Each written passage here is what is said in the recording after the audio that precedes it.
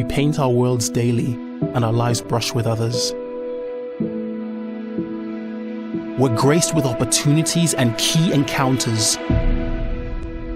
And still we wonder if they were just coincidental. We walk on, promising ourselves that we'll share another day. Before another chance to share, we're swept away by life's rapids. Instead of being cocooned by busyness, what if our lives were open for business? What if our lives were letters that others could read? A message that vibrates and illuminates humanity's deepest need. What ripples could we create by simply talking Jesus?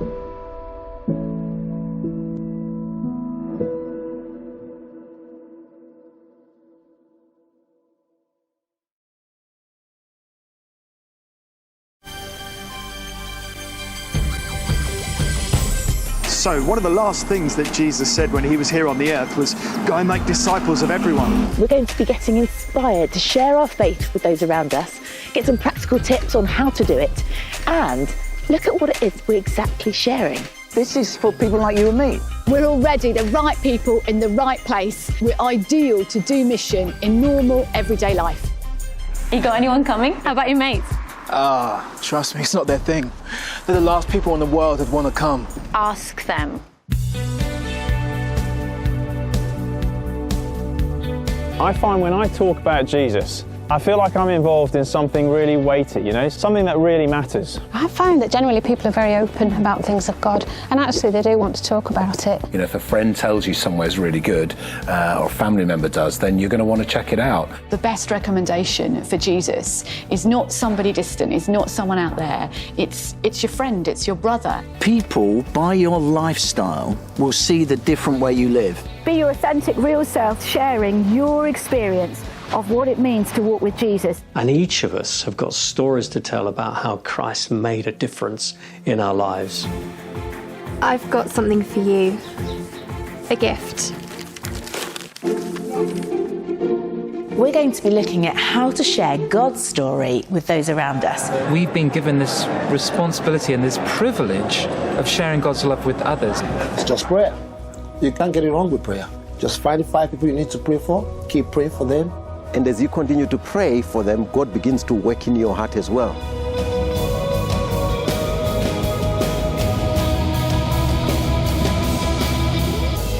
This is Talking Jesus, training Christians to share their faith.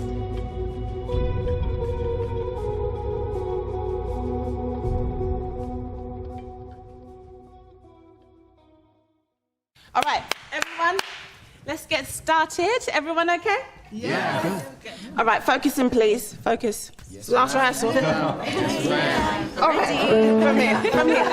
All right. So from here. Many men. 1, 2. Everyone together. Yeah. 1, 2,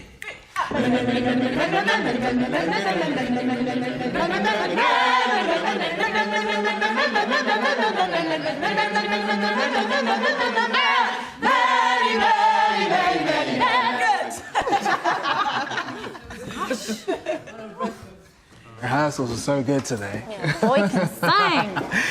A few bum notes in there. I had you covered. Yeah. You got anyone coming? And my mum's coming. What about for you? Yeah, my mum's bringing an entourage. Oh, really? Okay. How about your mates? Trust me, it's not their thing. They're the last people in the world that want to come. Are you serious? Yeah. Have you even asked them? No. Give them some credit. Ask them. Ask them. Ask them. Don't you know I get it? I've been grinding, been rhyming, been shining. Pressure makes me better, I'm a diamond in the rough. Change my colors and never show my hue. These helicopter views make you join my crew. But don't get too excited, your membership is due. One more time. See, I killed you. Okay. That's not it's not money about food. Hey guys, I've got to go. Oh, where you going, man? Gotta go where? Because I mean, it's pretty much 7:15 on the dot and you're out. Yeah, where is it you always gotta go to? Where is he going? Hey, come on, man. Give it back. I'll be late. Late? Late for what? Yeah, man, for what? So where is it, mister? I gotta go. I mean, we're your friends. He's got... What is it? Fire. Fire. He's got little robes on it. He's got little robes on. You sing? Yeah, I sing, man. Then you've never told us? No. Listen, a bunch of us are doing a thing tomorrow night at the hall. You guys should come along and see for yourself. Yeah? Yeah, cool. I know the place. All right. I go, definitely. Yeah. I ain't got nothing. Cool. Cool, man. Take care. Don't be late. See ya. See ya.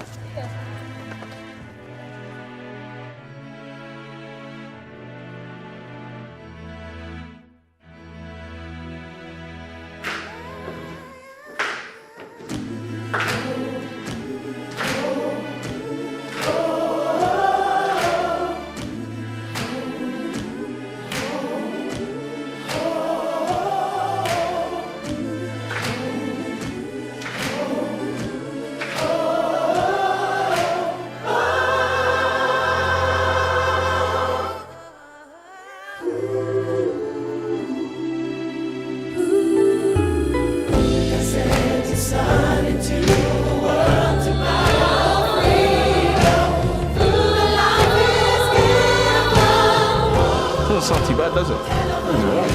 Don't know why he didn't tell us, to be honest. That's true.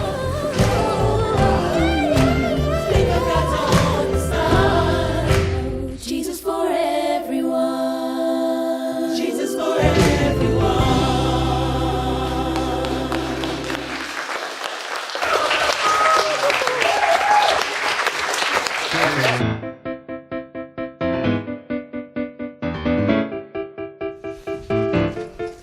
Hey! How's that for you? Yeah, it was good. Tiring, but good. I saw your mum out there. She was loving it. I could see her. Screaming. Man, you man, the dressing room still. Hollywood. Did you like it? Yeah. I mean, not what we expected, but it was sick. Serious? Yeah. You liked it? It was really good, Yeah? Yeah, it was good. Of course. Why wouldn't we? Oh, man. Calm, okay. you know? Calm. Let's get out of it. Okay. So I've heard I've got a good singing voice, huh? Where do I sign up? Waiting for an answer. You. Yeah. Okay.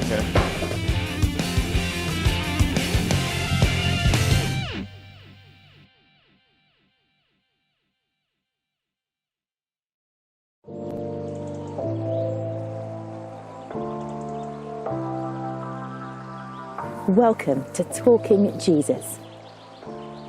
I'm in Ravenstonedale with Fran to chat to her about what it means for her to share her faith in this rural setting. I find that generally people are very open about things of God, and actually they do want to talk about it. And I'm in our nation's capital to track down someone who has done some research to find out what the UK actually thinks and believes about Christianity, faith and religion. We found that 2/3 of people, 67% of people who are not Christians, already know a practicing Christian. I'm here in South East London to meet Roy Crown, one of the people behind the Talking Jesus project, to find out why we're doing this and what we can expect from the course. This is for people like you and me. Yeah. This is for your average, everyday, ordinary Christian. Over these next 6 sessions, we're going to be getting inspired to share our faith with those around us, get some practical tips on how to do it, and look at what it is we're exactly sharing. This is Talking Jesus.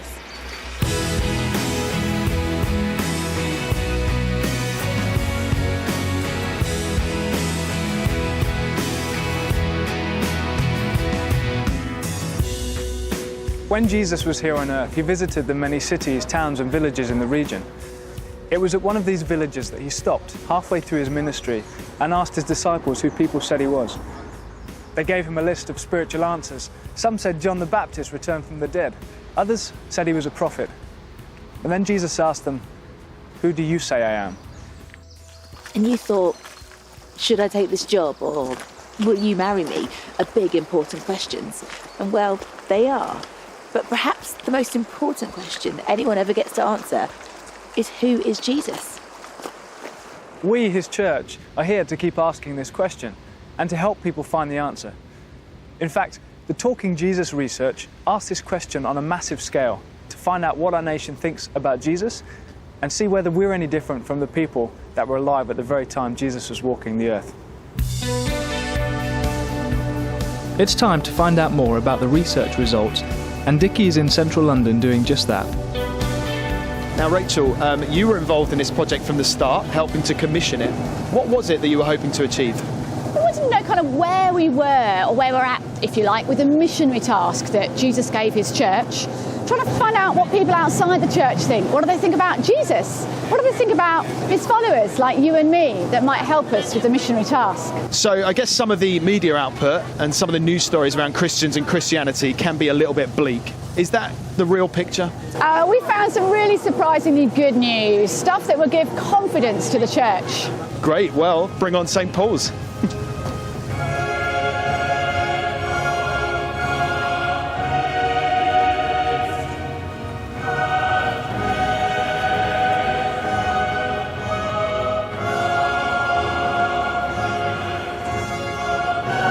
Look, St. Paul's. Meeting them outside is researcher Katie Harrison from Comres. So, Katie, it says here that you produce impartial evidence of current religious identity, belief, practice and behaviour. I mean, what does that mean and what difference does that make?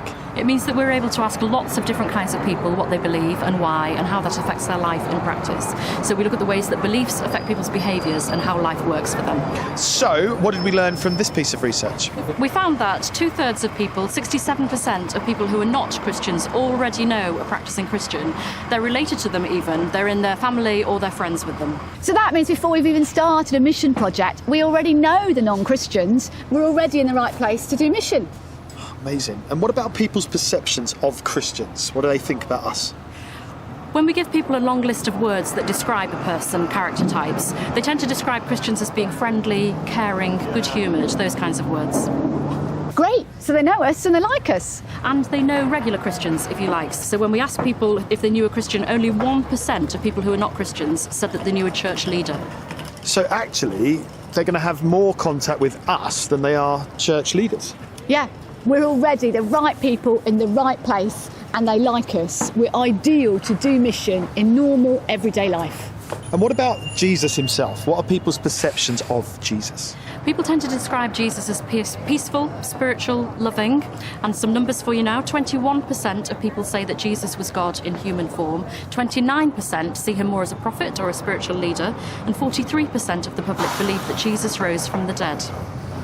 Wow, that is amazing. Like, that means like 43% of the people right here at St. Paul's right now around us think Jesus rose from the dead.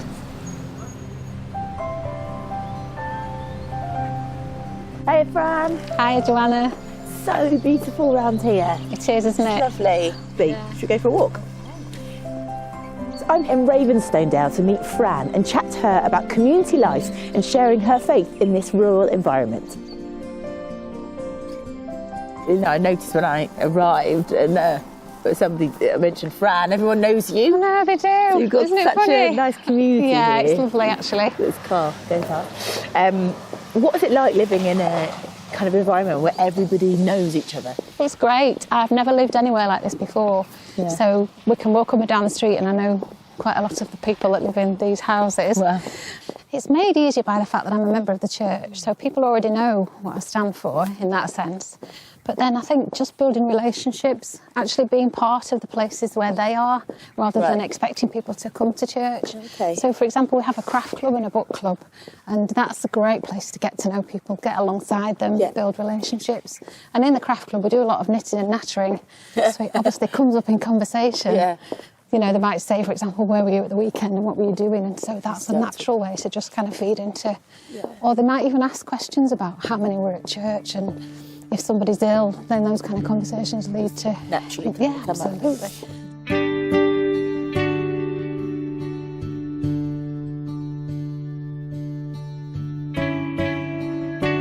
So when you do start sharing your faith, how do people take it? I find that generally people are very open about things of God, and actually they do want to talk about it, but they're on a journey and they're searching. So they want to know. They do want to know, yeah. So are there times when sharing your faith just kind of happens? Yes, there are actually. It's amazing the opportunities that present themselves, and actually they seem to find you. And very often when you start chatting with someone, there'll be something that spurs them to talk about things of faith. And there's already some kind of connection. And in a way, what you're doing is planting another seed that you're praying that sometime in the future will bear fruit.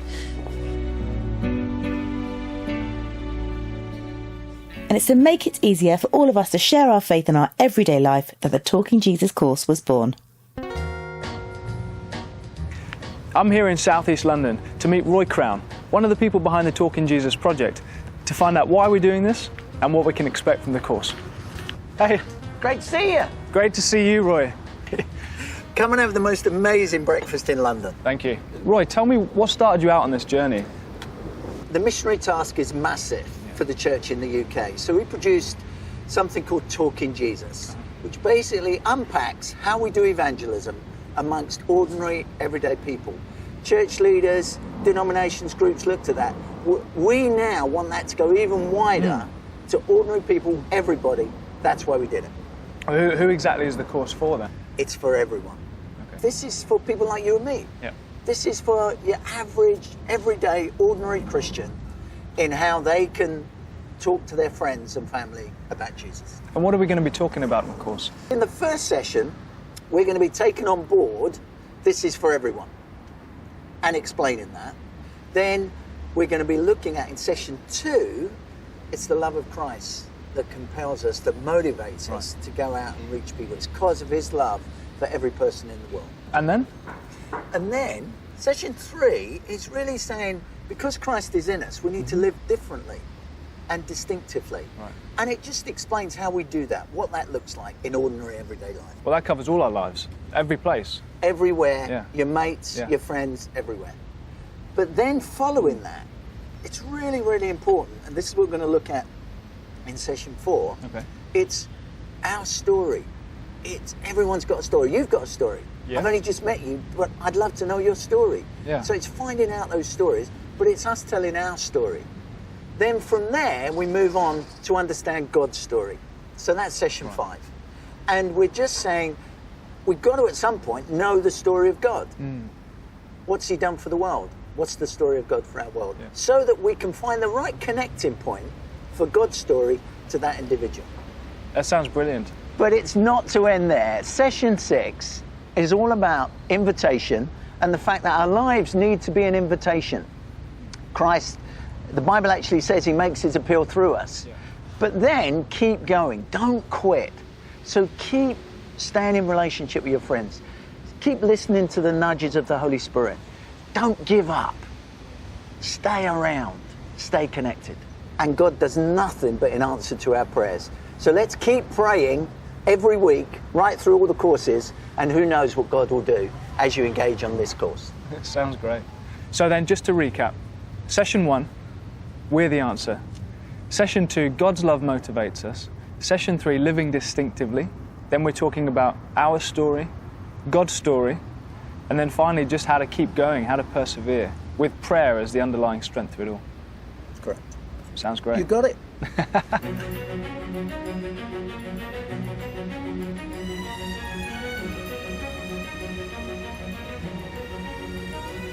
Wow, shifts, Jimmy. Great. Oh, isn't it amazing what's happening in Fran's community? Yeah, it's so encouraging because we know from our research that like 36% of us who are practicing Christians, we came to faith because somebody like Fran had a conversation with us. So actually, the more we talk about our faith, the more people come to faith. Yeah. But we know that not everyone comes to faith every time we talk Jesus. No, I mean, sometimes people aren't interested, or it might take lots of conversations, lots of encounters. But what we do know is that even when we have a conversation with a non-Christian and they choose to remain a non-Christian, 1 in 5 of them actually wants to know more about Jesus. And 1 in 5 of those people right now, they're open to an experience of him themselves. So actually that's really encouraging because within our families and our friends, there's people that are open to knowing Jesus or are actually open to having an experience with him. I mean, what do we do with those opportunities? I guess that's the challenge, isn't it? And that's what this course is all about. So we could commit all together to choose 5 of our friends and family who don't yet know Jesus, and we make a commitment together for the duration of this course to pray for them, and then learn how to begin to have conversations with them, learn to find the ones that are open. So actually, what you could say is we pray for 5 and you reach at least 1. Yeah. That's pretty amazing. I can't wait. It's great.